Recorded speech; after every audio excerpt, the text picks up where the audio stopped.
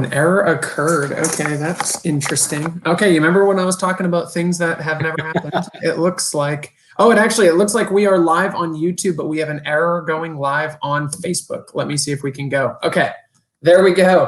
Okay, sorry, we're trying out our issues this morning. It looked like we were live on YouTube, but not on Facebook. However, we are back, always being agile and working together. So I am here joined today by Laurence for another great episode on our Master Spotlight. He's part of ESMT, is going to walk us through this Masters in Management webinar. I'll give him the mic. He's going to run you through a great presentation, and then I will come back and answer any of the questions that you've posted in chat, or even some from our forum. So if during the presentation you guys get your questions, please throw them in the chat, and I will be back to answer them shortly. And go ahead, Laurence, take it away. Thanks very much, Brendan. So yeah, like Brendan mentioned, I'm here representing ESMT Berlin. So hello, good afternoon from a very snowy, quite dark Berlin today. And today I'm going to talk us through the ESMT Masters in Management. This is just a brief kind of run through of the things that I'll touch on today. But we only have about half an hour before the Q&A, so we'll just sort of launch right in, I guess. So first of all, who are we? Who are ESMT Berlin? So on the right-hand side of your screen here, you see this very shiny building facade. That's the front entrance of our campus here. And if you want to know where that is, on the left-hand side, this very tall, pointy building, we're basically right at the bottom of that. So we're very much in the center of Berlin, which is in the center of Europe. And the reason that we're here, it's not by accident. So the school was founded about 20 years ago by these multinational corporations. And essentially, they realized that the students they were getting from other schools didn't necessarily represent what they were looking for. And so they thought, right, let's just cut out the middleman and let's just do it ourselves. Let's start our own school. And that's what they did. And that's where ESMT came from. And it was built on these three pillars. So leadership, innovation, and analytics. And we've built our curriculum around these three pillars pretty much ever since. And hopefully you should see these crop up again as we talk about the Masters in Management curriculum in a couple of slides. But first off, this is our kind of school motto. So to develop entrepreneurial leaders who think globally and act responsibly. And again, those three key themes are things you should hopefully see cropping up again and again throughout this presentation. So entrepreneurial, global, and responsible. Now, we always say you probably shouldn't pay too much attention to rankings. You know, there are a million different reasons why you should choose a business school, and quite a lot of them are more important than the rankings. But we are relatively proud of our recent FT ranking, which lists us at #1 in Germany and #9 in Europe. This says 2019, but we very recently found out that we were awarded the 2020 award as well. So that's 2 years in a row we're #1 in Germany. So we're very pleased with ourselves. And the accreditations you see here on the left, AACSB, AMBER, and EQUIS. We're one of only around 95 schools in the world who have this kind of triple crown accreditation. And what that means is wherever you end up in the world, your degree will be recognized. Here we go. Now, so the Masters in Management program, that's what we're here to talk about today. It is a 2-year program, which is designed for students who have little to no work experience. So ideally, you're coming fresh from your undergraduate, or you've taken a year, maybe 18 months out. But we don't consider students who've had more than 2 years work experience. And the reason for that is that the curriculum is geared around helping students get those real-world business skills, so that when you do enter the market, you don't have to go in at an entry-level job. You get to skip the first 2 or 3, 4, 5 years of many people's careers and go in at a higher level. Now, the way that the curriculum is structured, and we'll see this in a bit more detail in a moment, but essentially, it runs through these 2 tracks, which lead to one of these 4 specializations. So you have the opportunity to specialize what you learn in either business analytics, finance and investments, global and digital strategy, or entrepreneurship and innovation. So depending on what you're interested in, depending on where you want to take your career, there hopefully should be a lot of opportunity for you to kind of specialize what it is that you learn. Now, I mentioned earlier about, sort of wherever in the world you end up. And that's actually quite a key problem for our master's students, because it's a very, very international class. It's also relatively small compared to a lot of master's programs, we take around 150, 200 students every year. And overwhelmingly, those students come from outside Germany. So this year we had 43 different nationalities represented in class, and 75% of the class who are non-Germans. What that means is you're going to be surrounded by a very, very international group. We actively recruit students who come from very, very diverse backgrounds, not just diverse in nationality, but also diverse in experience. So you don't necessarily have to have studied business before. You don't have to have studied engineering or any of those kind of mathematics heavy subjects. You know, we take students who've done humanities, social sciences, all kinds of different things, even very technical things like, you know, sort of trade skills. You know, one year we had someone who trained as a chef, which was pretty cool. Their command of a room, their authority was something that a lot of other students couldn't really match. Anyway, this international theme also runs through the curriculum. So there are two big opportunities for you to spend time abroad. So hopefully you're moving abroad to come and study with us in Germany, but you're also, when you're here, able to move abroad for a short period of time. The first is the Social Impact Project, which is 6 weeks where you will work on a project. You identify a problem in the world. You work in a team to put together a plan to fix that. And then you go and you spend this time on the ground working to implement your solution. And the second is with our international exchange options. So we have a double degree option with Yale. So you do your first year with us and you do your second year with Yale. That's pretty international as far as it goes. And we also have shorter term exchanges, which happen in the break between the first and the second years. And we have those available at Singapore, London, Canada. I think there's a couple of extras in there now as well. So there's Spain, Korea as well, I think is represented. So hopefully whilst you're with us, you will get an opportunity to live abroad for even a little while. Now, there's a lot of information on this slide, and I apologize for this, but this is a very kind of detailed breakdown of the way that the curriculum works. So obviously you begin with your core knowledge that just brings everybody up to the same level. Then you split into your tracks. The internship finishes off the first year, and I'll get to the internship in a little while. You come back for your core courses part 2 after the summer break between year 1 and year 2. Then you break into your very detailed specializations. You finish up the year with your social impact project and your master's thesis. Now, there's a couple of extra things that run alongside those. I'll get to the portfolio management program in a little while. But the other thing to note is the foreign language workshops. Now, as you probably noticed, with the majority of our students coming from outside of Germany, that means that the majority of our students don't speak German. But that's absolutely not a problem. The entire program happens in English. The entire application process happens in English. As we'll see in a moment, pretty much your entire careers in Germany happens in English as well. But we do offer language classes for those who are interested. So if you do want to get here and brush up on your German or any other business critical language, whether that's Japanese or Spanish or whatever it is, you do have the opportunity as well. And then alongside all of this, you will be working with the careers team through soft skill workshops and extra things like that. Again, we'll see a bit more information in a moment. Now, I mentioned the portfolio management program before. This is especially of interest for those who are interested in moving into a career in finance afterwards. And the way this works is for the first year, you work as a kind of shadow fund manager. So you work with the second years who are managing a real life funds of 3 million euros. And then when you get to your second year, you're in charge. It's your job to grow this fund and hopefully come back at the end of your year, at the end of your 2 years, with slightly more than 3 million euros. You know, if you don't do it, it's not the end of the world. The person who's staked this money, they're fully prepared for the losses and the gains. But it's pretty much as good a grounding in this subject as it's possible to get, because when you're graduating and you're going for those kind of early career finance positions, you already have real world experience.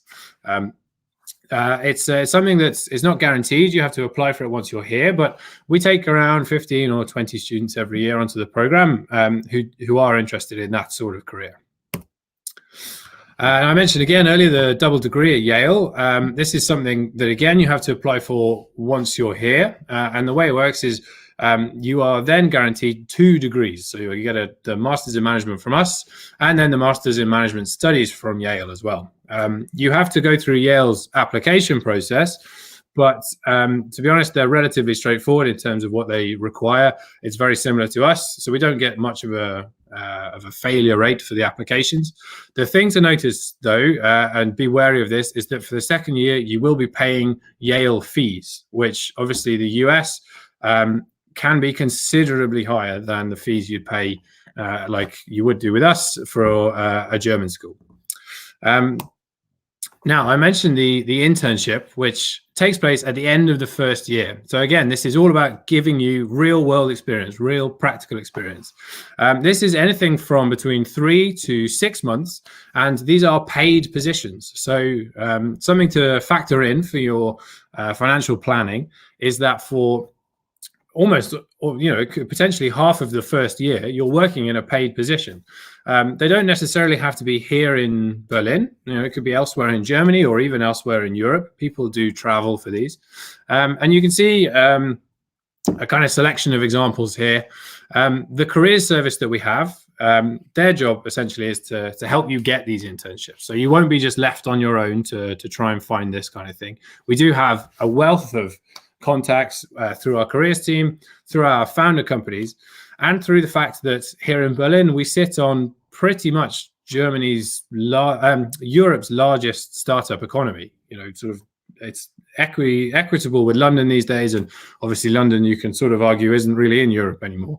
But yeah, so these are very, very fulfilling roles, and often we find that students will leverage their internship either into a full-time position after they graduate, or into a continued part-time position for the second year. So once you've done this, you could then carry on working with the company into your second year. So yeah, financially and experience-wise, they're both incredibly rewarding.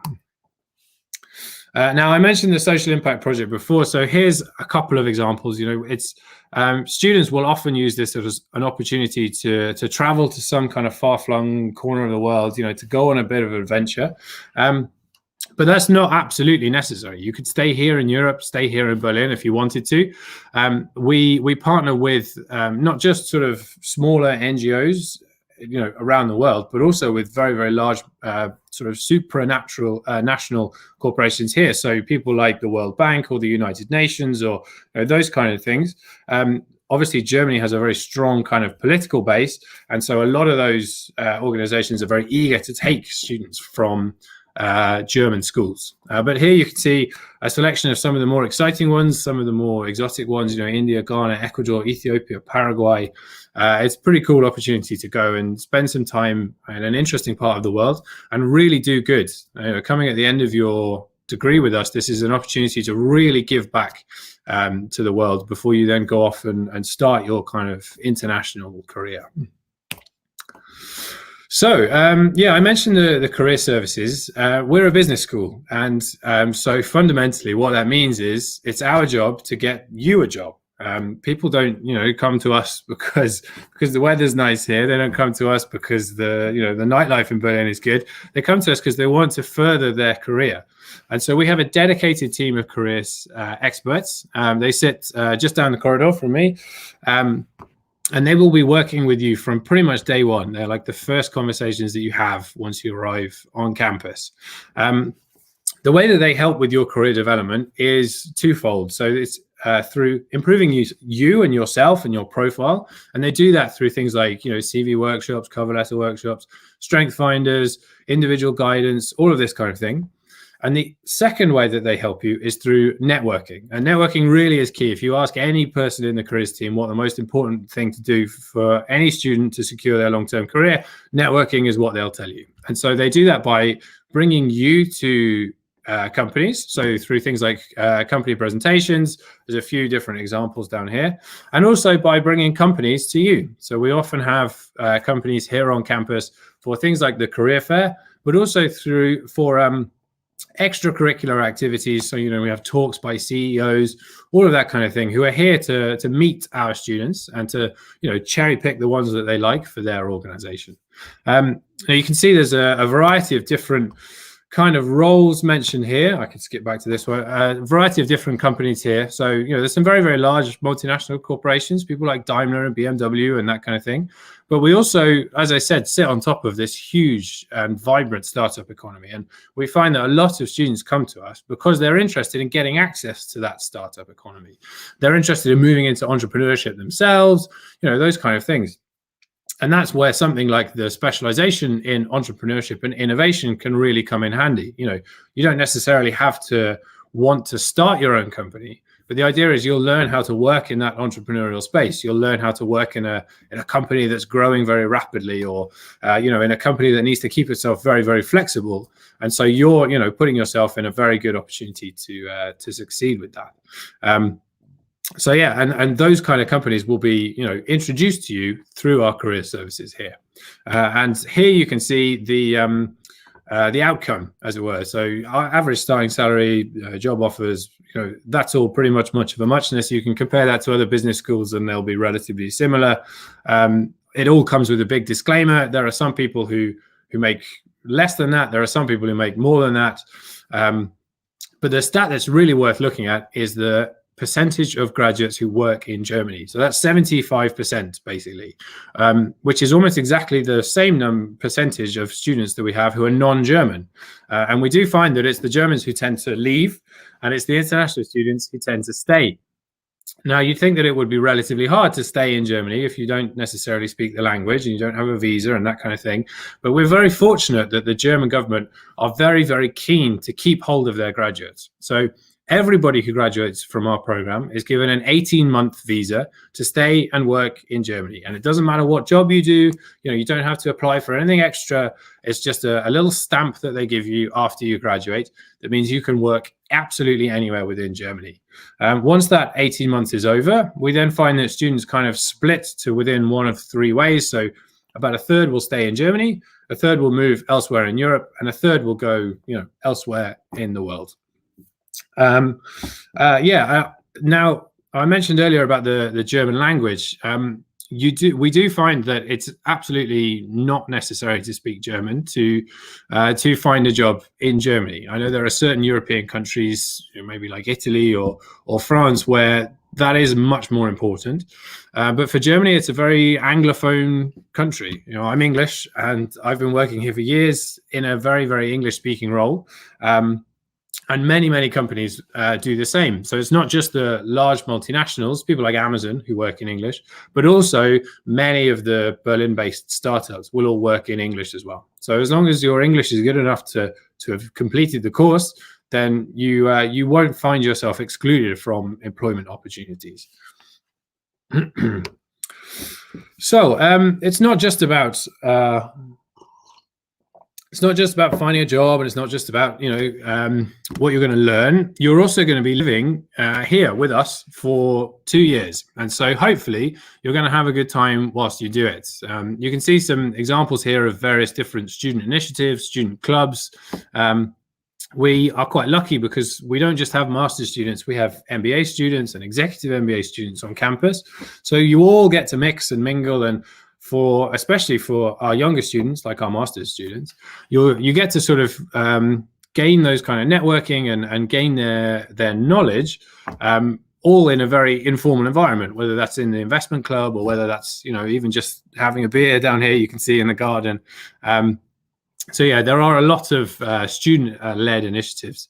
And if it's something that you are really interested in pursuing, but you can't see it on this list, then we'll help you, you know, set it up. We'll help you get it going. Basically, there is a fund available for new clubs, and it's almost impossible to be turned down from that fund. It's pretty much guaranteed. If you want to start something, you can do it.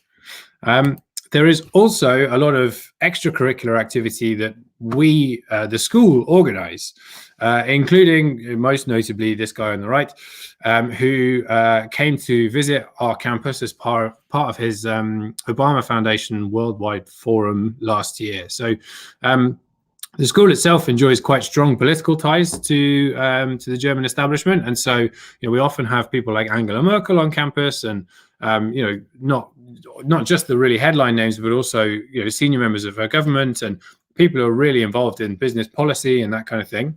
But it does mean that we get occasionally some very cool visitors like this guy. But you can see on the left-hand side here a few more examples of some of the kind of events that we host ourselves. So open lectures, masterclasses, research centers, that all involves us bringing experts to campus so that you can meet them in a very like informal setting, and you can really kind of share their expertise. And the one at the bottom here, the Digital Futures Summit, that's quite cool. That's entirely student run, but with quite a lot of funding provided by the school. So it's a 2 or 3 day long kind of speaker series event where they get some of the most amazing speakers in Berlin and Europe, I suppose, here to campus. They invite, you know, other businesses, other thought leaders, all of that kind of thing onto campus. And it's run by, as you would be, a bunch of 22, 23-year-old master's students. So that's definitely, if you are interested in the school, it's definitely something to look at, because it's some of our kind of brightest and best students who ended up involved in that as well. So yes, I mentioned, you know, you'd be living with us here in Berlin for 2 years. Now it's I appreciate for a lot of people it's a big jump to uproot your life and move to potentially the other side of the world for a 2-year master's. You know, you want to make sure that the city that you're living in is up to scratch, as it were, is very livable. Now, I mentioned my German levels are pretty poor, and I get by in Berlin absolutely fine. It's a very, very kind of English and international friendly city. You know, you don't have to worry too much on that regard. We also find that it's a relatively affordable city, especially compared to other European capitals, you know, places like London or Milan or Barcelona.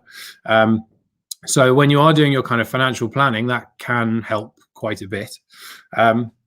It also obviously has a very vibrant culture and a very interesting history and all this kind of thing, but you don't need me to tell you that. But we do find it's one of the biggest draws for students who come to study with us, is that, you know, the opportunity to live and work in Berlin for a few years is not something that comes around very often. So yeah, it really is I can't sort of stress this highly enough. It really is an amazing place to live and to work. So and we've got about 5 minutes left, onto the boring bits, I suppose it's fair to say, the admissions and the applications. So as I said before, you need less than 18 months work experience. We do ask for an English test, a TOEFL or an IELTS or something like that. But if you have studied in English before, so if you've done your undergraduate in an English language school, or if you've worked in English before, then we're usually happy to provide a waiver for that. The rest of the application is pretty straightforward. You know, we need some essays from you and your transcripts and references. But the extra thing we may ask for is proof of your quantitative abilities. So especially if you're taking the quant track, we want to make sure that your mathematic ability will stand up to the rigors of the class. So we will ask for a first degree in perhaps like a STEM field, or, you know, mathematics or economics, or even just, you know, a subject where you can demonstrate to us that you have had a strong mathematic experience. And you can also demonstrate that through an admissions test. So things like the GMAT or the GRE, we accept both of those. We're not a very test-focused school in that sense, so that we don't have a minimum score that you have to achieve, but we do have an average. So if you're aiming for somewhere around 640, that's pretty good. That's bang average for us. But what that means is there are some people in the class with 540 and some people with 800. So if you're somewhere around 640, that's a good thing to aim for. Once you've submitted your application, I can go back to that. It shouldn't take very long for us to let you know about whether you've been successful or not. So we operate on a rolling basis. Our admissions are open all the time. You can submit your application whenever works for you. Usually it will take us around a week to get back to you, to invite you to an interview. And once you've actually had your interview, obviously it's all online these days, it should take us no more than around a week to let you know whether you've been accepted into the program. So overall, from submission to acceptance, hopefully no more than 2 weeks. So it can be pretty quick, which is nice to know. Obviously, the $1 million question is how much does it cost? So the full program tuition fee is €29,500, and that includes everything academic. So all of your textbooks, all of your subscriptions, all of that kind of stuff is covered. We do have financing available. So there are scholarships. We have partnerships with Prodigy Finance and Brain Capital. If you want more information about scholarships and fees and financing, that kind of thing, there is a huge, great big list of scholarships on our website. You can see the link here. But there's a couple of little highlight scholarships here. Some of our scholarships are automatic. So, for example, if you score above 700 on the GMAT, we immediately provide a €5,000 discount. Some of them are kind of merit-based. So we will look at your application and decide if you're the standout candidate, or one of the 3 standout candidates who is deserving of, for example, the regional scholarships or the women's scholarship. But yeah, like I said, if you want more information on that, the website is the place to go, because there's a great big long list of information. And yes, once you have submitted your application, and once you have, fingers crossed, been accepted into the program, that's where the interesting bit starts, because now you have to actually get here. You have to, which these days, touch wood, is it's a little bit tricky, I think it's fair to say. But we have a dedicated student services team. So once you're accepted, we will hand you over to them, and it's their job to make sure that you can get here and that you can survive here, and that you're ready to start class on day one. So they help with your relocation, finding an apartment, getting a bank account, getting health insurance, getting a phone number, all of this kind of stuff. They will sort of help when it comes to that. Probably worth noting, when it comes to finding an apartment, it's a relatively competitive city to find a place to live in, but we have a very strong network of accommodation providers who have been working with us for absolutely ages. So we can pretty much guarantee that no student is ever going to get left behind in that regard. So we'll always be able to help you find somewhere. We don't have our own accommodation. We're let our students live wherever it is that they want to live. You're an adult at this point, you can choose. But we do, like I said, have partnerships with people like the Student Hotel. So if you're after something easy, close to campus, self-contained, then, we do have those options for you as well. And then, yeah, the program will begin in September 21. So if you are hoping to start this year, you have... well, you've got ages left. You've probably got the summer to apply. Applications will close at some point in the summer. Obviously, the scholarships will start to decline the later in the year we go. So if you are interested in applying for this year, then I definitely would recommend starting your application as soon as possible. If you're interested in applying for next year, so for September 2022, well, then you can relax. You have plenty of time. I would use that time to thoroughly research the school, speak to our alumni, speak to our current students, come to our webinars. If you can come to campus, we would definitely recommend it. We're doing campus visits and stuff at the moment. So really make sure that you've put your hours in, really make sure that you know which school is the one that you're interested in going to.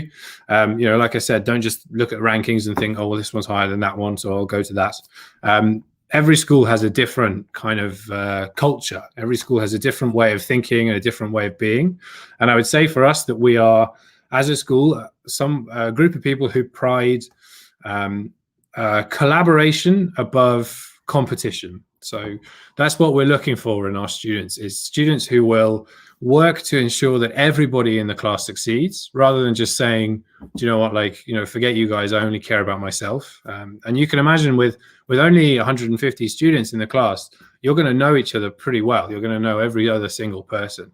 And so we want people who are, it only takes 1 or 2 students with the wrong kind of attitude to spoil the experience for everybody else. And so that's what we look for in our applications is students who are going to be, a good collegiate, a team player. That's the thing that we ask ourselves most. Would I want to be in a study group with this student? And hopefully the answer is yes. So I think that is our half an hour. So I'm happy to hand over to questions for the next 15 minutes. So hi, Brendan. Hello, beautiful. And yeah, I'll leave this screen up for just a few seconds. If you're watching this now live, you can always go back and grab it later on from the posted video, but the email and the number are there. So, okay, great. I'm gonna bring it back. Oh, nope, I'm gonna bring it back to us. There we go. Beautiful. Thank you so much for that presentation. Anybody on that's watching live or that's watching the video, I'm sure you can rewind to specific parts of the presentation to answer any questions you have. But I did see some questions in the chat, as well as some additional questions that I have from the forums. One that I've seen in the chat come up quite often, and you did specify a little bit, Laurence, but maybe going a bit more in depth, is to the kind of limit on experience. So this person's asking, is 18 months a hard limit? What happens if they have more than that? Absolutely. Yeah, I would say the 18 months, it's not a hard limit by any stretch. We put it in the materials and we put it on the website and stuff just to sort of deter people who are wildly away from that. But we do understand that everybody's situation is unique. You know, for example, if you you've been graduated from your undergraduate for 2 years, but the work that you've been doing is intermittent and it's not sort of career focused, and maybe you traveled for a little bit as well, then we're not going to discount you. You know, we try and take each case on its merits. So I saw that the person who asked the question is, if you have 3 years, we would look at, the field that's in, we would look at the type of employment that was, but all it is we say 18 months so that we make sure that, it's not too different. We don't want to be in a position where, 99% of the class are in their mid-20s and they have 18 months work experience, and there's one person there in their 40s. That wouldn't be good for anybody. So that's why we have the 18-month rule. But yeah, as I said, we try and we take each one as on face value. Yeah. Beautiful. No, that's a great answer, and I think we can kind of build on that topic of maybe having an outlier in the application process in general. And that did not pop up. There we go. How can students kind of address some of the weaknesses that they might have in their application, whether that is maybe not coming from a quant degree program and having maybe a lower GMAT score, or maybe their GPA is not phenomenal, but they have a great GMAT? What are the ways that they can showcase that one piece of their application is not them? Absolutely. Well, I mean, hopefully that'll come out during the process. As a school, like I said, when we try and we're not very test focused, and we try and assess each application on its merits, and we try and be quite holistic. We understand that this is a business school, and we want students who are going to be good at business, who are going to go on to have long and successful careers. And a prime indicator of that isn't necessarily what your GPA was, in your English literature degree. So if you do have areas of the application that you consider slightly weaker, whether it's your GPA or your work experience or your volunteer experience or your test scores or whatever it is, there is space within the application to indicate to us, why that is the case. We often have students who have started their own companies, for example, which usually means their GPA tanks at the same time because their focus is shifted completely. And so there is an opportunity to address those within the application, and we definitely aren't going to hold it against you. Like I said, if you come to us with a relatively weak GPA, but you just scored an 800 on the GMAT, then fine. We'll just, we'll discount the GPA. It's about taking a kind of sensible approach to things. And it's something that we do recommend that candidates do as well, is because, we're not a massive school. Like I said, 150 students, it's not huge. But what that does mean is that we can take the time to get to know our applicants. It's like the biggest piece of advice we would give is don't be a stranger.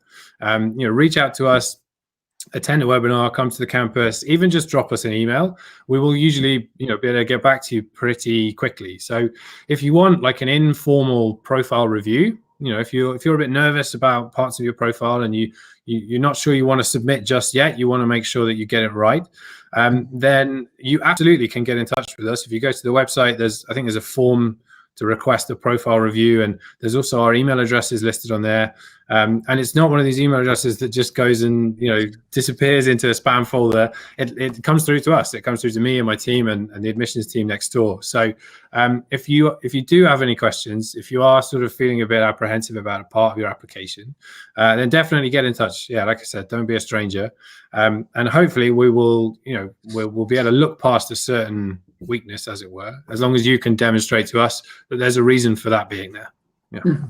No, beautiful answer. And anybody that's curious, if they're still watching this, you can rewind a little bit, and the email was posted on just a few minutes ago as well. So you can bring that up, and we'll post it in the chat as well, so that you can see it there. And I know you were really kind of just addressing that any questions should go to that email specifically, but I think it would also be good to maybe reiterate some of this as well. And that's on the TOEFL or English speaking background. Someone who may consider themselves to have worked in an English industry or an English company, what is the best way for them to understand if they do, I guess, qualify for that waiver if they're not sure? Absolutely. So if you're not sure, the easiest thing to do is drop us an email, and we'll have a very, very quick phone conversation. And one of either myself or the admissions team will be able to let you know very, very quickly if we assess your English level to be sort of high enough. If you want to do it without having to give us a call, then during the application portal, there is a little box that just says, I would like to request a TOEFL or a language test waiver. So if you tick that box, we'll just be aware of it, so that when we do invite you to the interview, as well as being a way of kind of getting to know you and, sort of assessing your sort of social skills and your application as a whole, we'll also use that opportunity to assess your English level as well. So and like I said, it's usually pretty obvious if we don't think that someone's English level is up to scratch. But if you've studied in English before, if you've worked in English before, chances are you'll probably be all right. But like I said, if it's, again, coming back to the sort of previous question about how to address potential weaknesses, if your English score, if your language, if you perceive that as a weakness, then the easiest thing to do is to take one of these tests, get a good score, and bring that along and put that on the table, because that gets rid of any kind of ambiguity at all. And it's the same with, like I said, with the GMAT, the GRE. If you think that there are potentially issues around the quant section of your application, then we would recommend, go out, work hard on the GMAT, the GRE, bring that in, put it on the table, and it makes it very, very hard for us to, to ignore you, if that makes sense.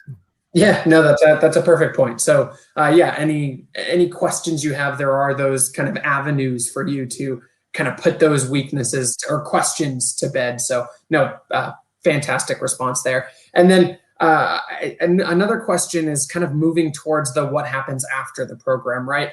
Especially in the times we're in now, there's a lot of uncertainty in terms of what am I going to do after the program? Is the economy going to be where it needs for me to get a good job after?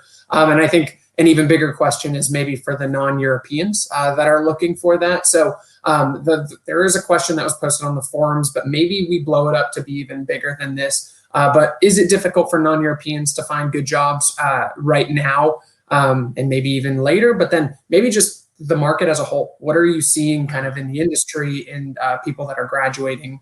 What are your thoughts?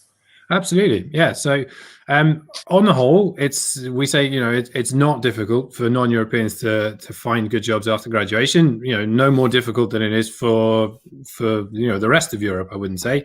There are certain, very kind of specific examples where it can be trickier. As for example, as a non-German speaker, if you're interested in moving into management consulting and you're aiming for a job with McKinsey or something after graduation, we would definitely recommend that you get your German up to a C level, because you will, for the majority of your job, you'll be interacting with clients, then you can't guarantee that they have a high enough English level to do that. So there are certain industries where it is a bit trickier.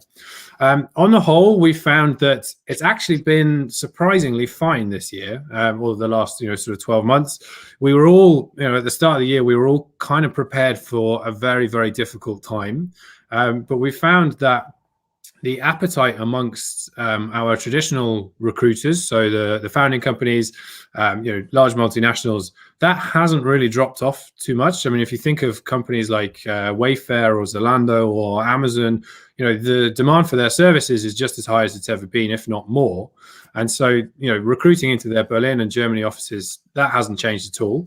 If I can give you some concrete examples, so the class, our newest master's class, who started in September last year, they will start their internships in about three to 4 weeks. And we've actually got that up to about 95% of students who have got an internship. And a lot of those are, operating remotely, which is not ideal, but, that's the world that we live in. But actually, it hasn't, happily, it hasn't affected sort of post-graduation or internship employment rates too much.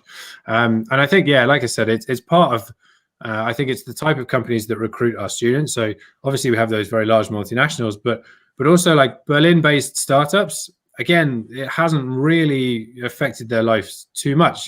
These are very agile, very flexible companies who are able to sort of take advantage of any uncertainty or any disruption in the market. And so we've actually seen a lot of people who are kind of expanding their operations at the moment, which is also very, very good for the kind of internships and entry-level jobs that master's students tend to go for. We found it was the higher ups, the sort of the MBAs and the executive MBAs who've struggled a bit more, because if companies are going to squeeze and tighten, they'll take out those middle management, as it were, positions. So for master's students, I would say the picture's pretty rosy, actually.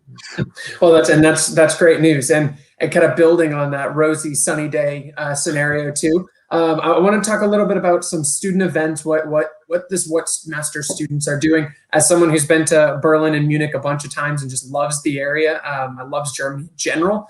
What would you say that a lot of students kind of do in the area? What is it that they're doing together? Are there any major student events that they really love going to? What can master's students look forward to?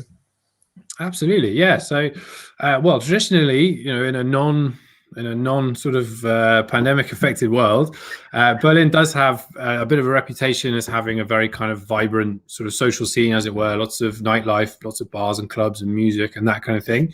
And I know that our students do enjoy that quite a lot as well. But there is also a lot of slightly more focused, slightly more career-oriented activities that students get up to as well.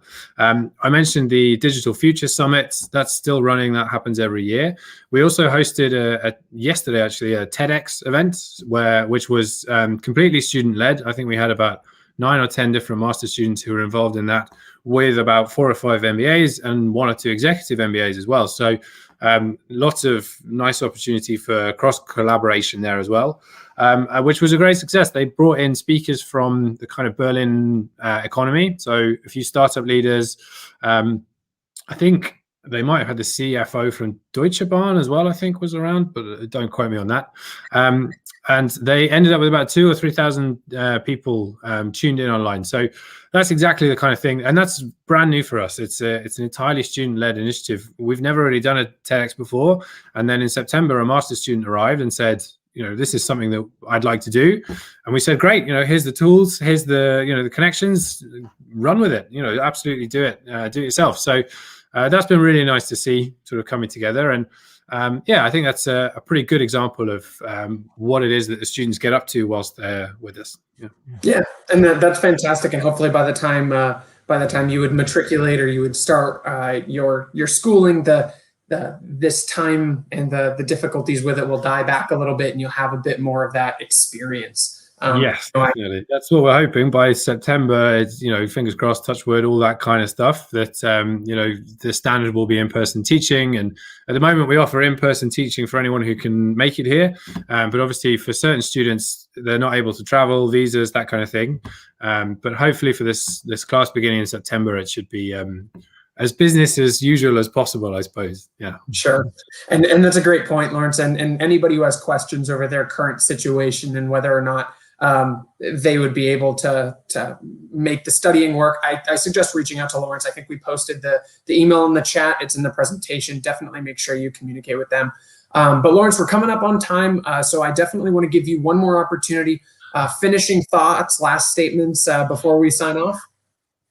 I guess, as I said before, don't be a stranger. We like to think of ourselves as a nice group, and that doesn't apply to just us and the admissions team. Also, the ESMT alumni community and our current students. Probably the easiest thing to do is just throw ESMT Berlin into the search bar on LinkedIn and see who crops up, and feel free to reach out to them. They're always very, very happy to speak to candidates. And if you want to be put in touch with someone directly, then again, you've got our contact details, and that's exactly the kind of thing that we can help facilitate. Yeah. Beautiful. Thank you, Laurence. And anyone who had questions that wasn't answered in the chat, I see a couple that actually did have slides in the presentation over scholarship information or background information. So please go rewatch some of the slides. But if you still feel your question hasn't answered, Laurence has made it very clear that they are willing and able to take any one of your questions. Just reach out to them. It's not going to get filtered in a random email. They'll reach out. Like Laurence said, make sure you're reaching out to alumni, current students on LinkedIn. Doing this application process in a bubble is not good. You want to know about where you're going, and the best information is going to come from those who have gone through it or who are currently going through it, or just talking to someone like Laurence, who's an all-star presenter anyway. But thank you, everyone. Thank you, everyone who joined in live. Thank you, Laurence, for that amazing presentation. We are going to go ahead and sign off, and we hope everyone has a good rest of your evening. Thanks very much, guys. Thanks, Brendan. Thanks, guys.